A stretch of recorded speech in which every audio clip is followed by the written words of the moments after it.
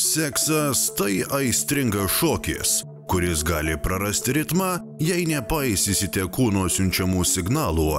Net menkiausias erekcijos sutrikimas gali būti netikėtas žingsnis, reikalaujantis korekcijos. Neignoruokite jo, pakoreguokite judesius ir mėgaukitės šokiu visą gyvenimą. Iš tikrųjų, erekcijos problemos, matot, jos svarbios ne tik santykių kūrimui, bet pasirodo ir net žmogaus gyvybę gali išgelbėti. Mes turim stengtis atpažinti savo organizmo signalus, kurias mums siunčia. Ta prostata apgaubusi šlapimą kažką ten, tai aš įtariu, kad vertėtų nemažinti sekso kiekio, ko gero. Toks įdomus būdas kovoti su prostata, bet tai yra tiesa, ko gero. Sveikas gyvenimo būdas ir augaliniai preparatai gali būti naudingi siekiant išlaikyti lytinę funkciją ir pagerinti seksualinį pasitenkinimą visame gyvenime. Kaip sustiprinimo organizmo, kaip tai sako, seksualinės sveikatos, tai yra tam tikri tyrimai, kurie parodė, kad, pavyzdžiui, spermatozoidų kiekis padidėja, jų judrumas padidėja. Sunku patikėti, jog būdamas 45, Aurelijus išlaiko tokią aukštą fizinio pasirengimo formą ir aistringą seksualinį gyvenimą. Tinklinis Aurelijui tai ne tik vasaros pramoga, bet ir aistra, kurią jis puoselėja ištisus metus. Pležinis tinklinis, kai tinkantis kaip tik šiltiems orams, 2x2 intensyvus sportas. Žiemos metu taipogi sportuojame, tačiau jau komandoje būna kokie 3-4 žmonės, kadangi eilėje laukti būtų šalta. Tai susirenkame ir prie -10. 7 metai atgal Aurelijaus gyvenimas atrodė visiškai kitaip. Sveika gyvensena jam tuomet nebuvo prioritetas. Aš kaip vadinu, kažkada buvau vaikščiančių ligonių. Taip sunku net prisiminti, kad aš buvau ligonė iš tikrųjų, kad kai esi sveikas, tai atrodo viskas gerai, bet kai dabar prisimeni, kaip viskas mausdavo, kai ryte atsibudus nusikeli ranką nuo galvos skausmų peties, kai maužia. Tai net sunku ir patikėti. Prostatos problemos taip pat nebuvo svetimos Aurelijui. Atsimenu, buvo dar su šlapimu perpūtė mane kažkaip skersvėjais, neskersvėjais, kai labai kankinausi, kad dažnai tekdavo eiti į tualetą ir tarsi net per naktį gal 2 sykius nueiti tekdavo. Aurelijaus atvejis puikus pavyzdys, kaip sveikesni įpročiai gali ženkliai pagerinti sveikatos būklę. Šį teiginį patvirtina ir moksliniai tyrimai, rodantys gyvensenos poveikį ligų atsiradimui ir eigai. Sportuokit, judėkit, stenkitės keisti savo mitybą, atsisakyti to riebaus maisto, kas mūsų lietuviškoje virtuvėje labai populiaru, bulvės, kugelis, cepelinai, su spirgais ir panašiai. Ar kad suvalgysim vieną ar kitą porciją ten metų eigoje, niekas dėl to nenumirs, bet jeigu tai yra mūsų tendencingai, kiekvieną savaitę mes tuo sotinamės, tai tikėtina, kad tai ilgainiui sukels problemų ne tik dėl vėžio rizikos, bet ir kardiovaskulinė rizika, širdies problemos, kitos problemos sveikatos. Tikrai turim lietuviai pasistengti, ypač vyrai, labiau pasirūpinti savimi. Rūkymas, nutukimas, sėslus gyvenimo būdas, neturėjimas fizinio aktyvumo, tas prisideda. Čia manau, kad dalyvauja bendrai visa organizmo homeostazė, hormoninis fonas organizme. Jeigu mes nesirūpinam savim, tai automatiškai išauga ta rizika, kad kažkurios kūno ląstelės pasikeis, mutuos ir iš to gali susiformuoti vėžys. Aurelijaus gyvenime be sporto ir svarbių mitybos pokyčių atsirado ir maisto papildas RE3, kuriame slypi egzotiškų afrikinių slyvų galia. Netikėta buvo, kad tokių iš vis dalykų egzistuoja Afrikos slyvų žievė. Kad slyvų iš vis Afrikoje yra, net nežinočiau. Dar ten atsimenu iš Kinijos, Goa.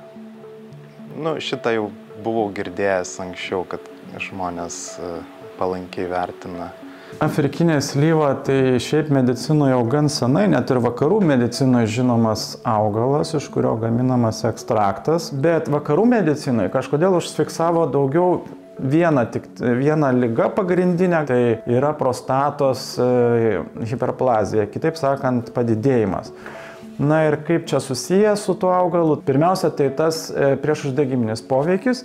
Jeigu mažėja uždegimas, mažėja ir apimtis, tūris audinio. Jau bendrai kalbant, audinio tūris mažėja ir tuo pačiu ir prostatos tūris mažėja. Kadangi mažėja tūris, mažiau užspaudžiamas yra šlapimtakis.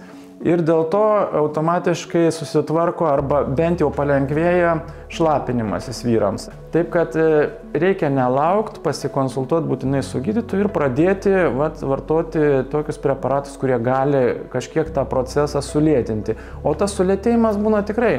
Kai kuriems tai ištisus 5 mečius ne taip progresuoja, baisiai organizmas prisitaiko ir faktiškai tada galima gyventi beveik pilnavertį gyvenimą, neturint jokių problemų. Aurelijus savo pavyzdžių įrodo, kad maisto papildas Red 3 iš tiesų veikia. Dabar nuostabiai naktį nereikia nueiti, nebent būsi ten iš vakaro kažkodėl prisigeręs per daug vandens. Per dieną verčiu save gerti tikrai daug, galbūt išgeriu 1,5 litro ar 2. Į maisto papildo Red 3 sudėtį įeina afrikinė slyva, kuri padeda palaikyti prostatos būklę, peruvinė pipirnė, kitaip vadinama maka, kuri padeda palaikyti normalią fizinę, psichinę ir seksualinę būklę. Tai čia tas augalas, kuris atėjęs visiškai, jeigu kalbėti jau iš kito pasaulio krašto, tai yra faktiškai maka yra toks, samprotavimas, kad tai žodis kilęs iš mačo. Mačo tai ispanų kalboje tai toks, kaip vyriškumas.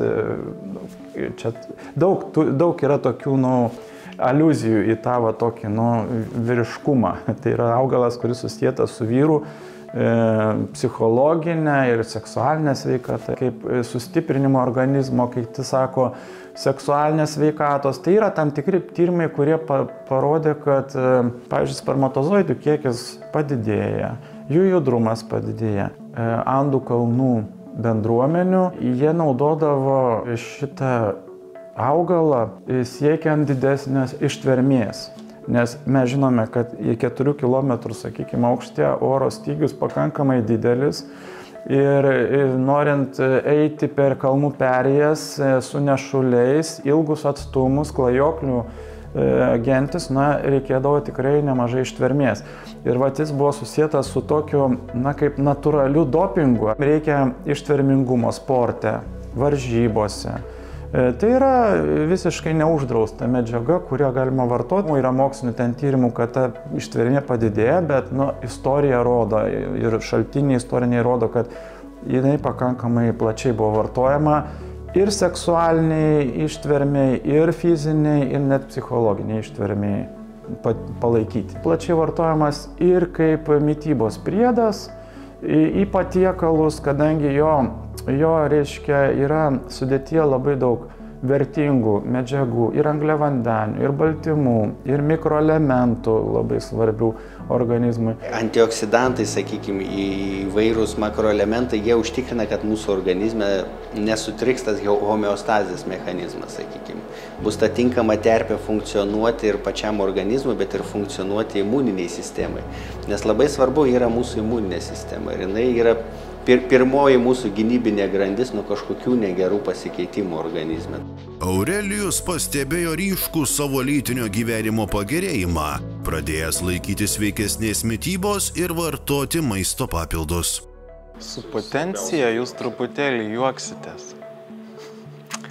Aš pamenu, kai viską valgydavau, tai būdavo akimirkų, kai neužsiveda. Neatsistoja, sakyčiau. Ta prasme, netgi nustembi, ta prasme, kaip ir moteris lyg ir šalia yra, seksuali graži, bet kažkaip jo nėra, ten kraujo neprisirenka. Ir kai jau mečiau tos nešvarius maistus valgyti, tai nepamenu, kad būtų tokia problemėlė iškilusi. Niekada. Kažkas švaresnis maistas, kraujas patenka, kuriem reikia. Aurelijaus patirtis įrodo maisto papildo efektyvumą ir jis neabejoja jo teikiama nauda. Mano manimu yra toks dalykas, kad jeigu tu jauti, kad tu geriau jautiesi, tai tau verta vartoti. Tugi vartoji ir žinai, kad aš jaučiuosi geriau. Tai verta, iš tikrųjų, aš už. Man labai patiko, kad RED3 yra augalinės kilmės preparatas ir tinka tokiam kaip aš, kur vengia šitų visokių gyvulinės produktos kilmės, žinot. Žinokit, iš tikrųjų noriu pagelbėti savo draugams ir pasakau, ką aš veikiu, ką aš valgau, bet jiems tarsi nesvarbu, ar tai gal netgi bijo pabandyti, netgi kvapas, netgi prakaito kvapas žiauriai skiriasi mano anksčiau, prieš 7 metus ir dabar. Aš atsimenu, kad net sakyčiau, dvogdavau, sakykim, kai pasportuoji tas toks neskanus kvapas. Dabar norint pajausti, vos neturi pažasti, įlyst, pauostyti iš tikrųjų. Tai toks tikrai didžiulis skirtumas ir žinau, kad kai vyrai irgi sportuoja su prakaitavę, jie ten irgi turi tą žiaurų stiprų kvapą. Preparato RED3 sudėtis buvo sudaryta pagal paskutinės mokslinės studijas, kurios įrodė, kad vyrų prostata yra glaudžiai susijusi su vyrų potencija ir viso organizmo gyvybingumu. Maisto papildo RED3 paskutinė naujovė skirta šiuolaikinių vyrų prostatai, potencijai ir gyvybingumui. Maisto papildas skirtas tik suaugusiems vyrams, sudėtyje nėra cukraus, laktozės ar glitimo. Suaugusiems vyrams gerti 1 kapsulę per dieną valgio metu. Produktą galima vartoti ilgą laiką. Maisto papildas neturi būti vartojamas kaip maisto pakaitalas. Svarbu įvairi ir subalansuota mityba bei sveikas gyvenimo būdas.